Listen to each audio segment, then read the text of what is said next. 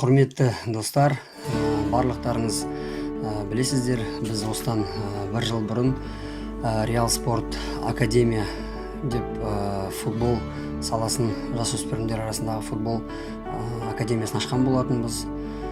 Сол академия биыл бір жылдығын атап өтті. Бір жылдың ішінде біз 3-4 рет Турция мемлекетіне барып қайттық жарысқа, және де осы жазғы демалыста Эстония мемлекетіне барған болатынбыз.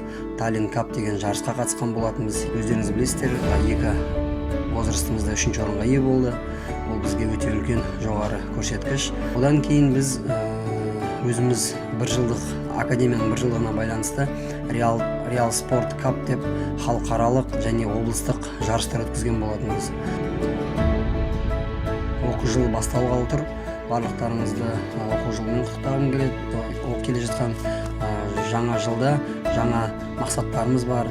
Жаңа жетістіктерге жетуге өзіміздің алдымызға үлкен жоғары мақсаттар қойып жатырмыз. Барлықтарыңызға тек қана жақсылық тілеймін. Спортымыз дами берсін елімізде.